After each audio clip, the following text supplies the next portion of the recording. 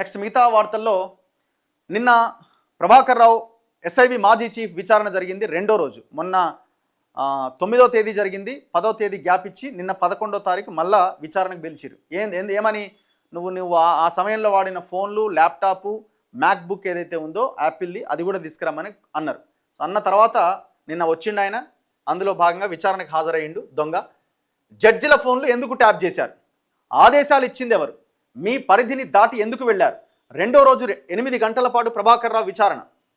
Phone tapping కేసుకు సంబంధించి SIB మాజీ చీఫ్ టి ప్రభాకర్ రావు రెండో రోజున సిట్ అధికారుల ముందు హాజరయ్యారు.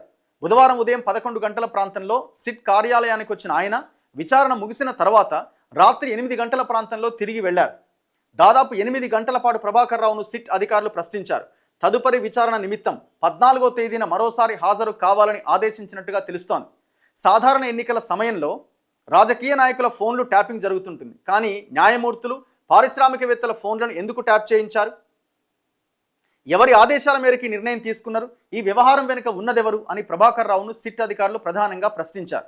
తొలి రోజు విచారణలో ప్రభాకర్ రావు నుంచి ఆశించిన సమాచారం రాకపోవడంతో బుధవారం విచారణలో సిట్ అధికారులు మరో వ్యూహంతో ముందుకెళ్లినట్టుగా ఫోరెన్సిక్ సైన్స్ ల్యాబ్ డేటా ఆధారంగా ఆయన్ను ప్రశ్నించినట్టుగా సమాచారం. ఫోన్ ట్యాపింగ్ వ్యవహారం బయటపడిన తర్వాత అరెస్ట్ అయిన పోలీస్ అధికారులు తిరుపతన్న, ప్రణీతరావు, రాధాకిషన్ రావు, భుజంగరావు నుంచి సెల్ ఫోన్లు, కొన్ని హార్డ్ డిస్కులు సిట్ అధికారులు స్వాధీనం చేసుకున్నారు. ఈ విషయం బయటకు పొక్కడంతో ఈ వ్యవహారంతో ప్రమేయం ఉన్న పోలీస్ అధికారులంతా తమ ఫోన్లు, పర్సనల్ ల్యాప్టాప్లు, హార్డ్ డిస్క్లోని సమాచారాన్ని డిలీట్ చేశారు. దీంతో సిట్ అధికారులు వీరు ఉపయోగించిన సెల్ ఫోన్లు, ల్యాప్టాప్లు, హార్డ్ డిస్క్లు డేటా రికవరీ కోసం ఫోరెన్సిక్ సైన్స్ ల్యాబ్కు పంపించారు. ఎఫ్ఎస్ఎల్ అధికారులు వాటిలో డిలీట్ చేసిన సమాచారాన్ని చాలా వరకు రిట్రీవ్ చేసి సిట్కు అందించారు. ఆ డేటా ఆధారంగానే ప్రభాకర్ రావును సిట్ అధికారులు న్యాయమూర్తుల ఫోన్ల ట్యాపింగ్కు సంబంధించి ప్రశ్నించడంతో ఆయన మౌనం వహించినట్టుగా తెలుస్తోంది. నిబంధనల ప్రకారం మావోయిస్టులకు సంబంధించిన సమాచారాన్ని భద్రపరచాల్సి ఉన్నప్పటికీ రాజకీయ నాయకుల ఆదేశాలతోని ఆ డేటాను ధ్వంసం చేయాల్సి వచ్చిందని, అది స్టాండర్డ్ ఆపరేటింగ్ ప్రొసీజర్స్కు విరుద్ధంగా జరిగిందని ప్రభాకర్ రావు ఒప్పుకున్నాడట. అలాగే గతంలో సిట్ అధికారులు కోరిన మేరకు తన 2 సెల్ ఫోన్లు వారికి స్వాధీనపరిచిందట. సో విచారణ వీడియో తీయడం పైన అసహనం వ్యక్తం చేసిందట. ఎందుకు అసహనం? విచారణ వీడియో తీస్తారు కదా, మరి తీయకపోతే మళ్ళీ నన్ను కొట్టిరు చేసిరు అని అంటారు కదా. రేపు కోర్టుకు పోతే కోర్టు అడుగుతుంది, నిజంగానే కొట్టిరా, మీరు విచారించిన ఫుటేజ్ తీసుకురండి అని. దొంగ దొరికిపోయిండండి. ఇప్పుడు ఒకటే క్వశ్చన్ అండి, ఫోన్లు ట్యాప్ చేసినోడు ఎవడు? గ్రౌండ్ ఆ సిస్టమ్స్ దగ్గర కూర్చొని చేయించినోడు ప్రణీత్ రావు. ప్రణీత్ రావు ఎవడు అంటే ఈ ప్రభాకర్ రావు అపాయింట్ చేసినోడు. ఇదే ప్రణీత్ రావు డిఎస్పీగా ఎస్ఐబిలో ఆయన బ్యాచ్కు చెందిన అధికారిగా ప్రమోషన్ రావడం ఫస్ట్ వ్యక్తి. ఆయన బ్యాచ్లో ఎవరికి రాలే ప్రమోషన్. ఎవరి వల్ల వచ్చింది? ప్రభాకర్ రావు వల్ల వచ్చింది. సేమ్ కులం కాబట్టి, చెప్పినట్టు లాయల్గా ఉన్నాడు కాబట్టి ప్రమోషన్స్ ఇచ్చుకుంటూ పోయిండు. ఇప్పుడు ప్రణీత్ రావు ట్యాపింగ్ చేసిండని తేల్చిన తర్వాత ప్రణీత్ రావుని పెంచి పోషించిందే నువ్వు కదా. ప్రణీత్ రావు కన్ఫెషన్ స్టేట్మెంట్లో అదే క్లియర్గా ఉన్నది.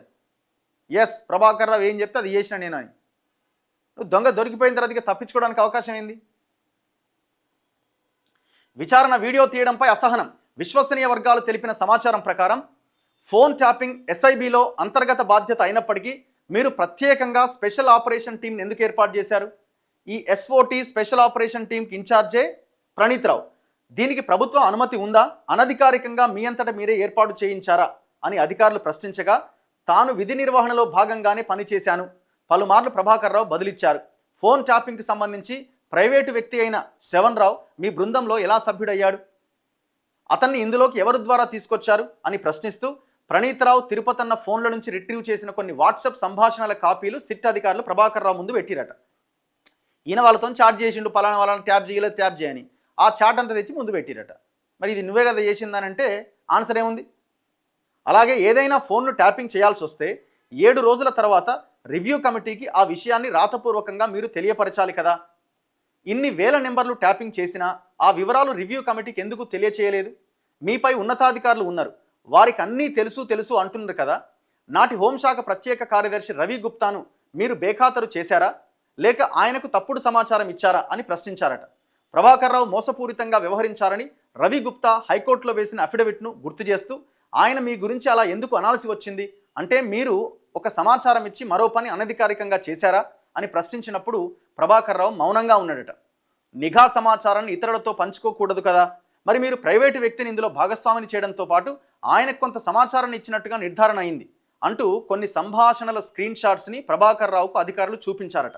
ఇలా వారు ఆధారాలతో ప్రశ్నలు అడుగుతుండడంతో ప్రభాకర్ రావు చాలా ప్రశ్నలకు గుర్తులేదు అని చెబుతూ కొన్ని ప్రశ్నలకు మౌనంగా ఉన్నారని, మరికొన్ని ప్రశ్నలకు మీ వద్ద ఆధారాలుంటే చూపండి అంటూ ఎదురు ప్రశ్నలు వేశారని సమాచారం.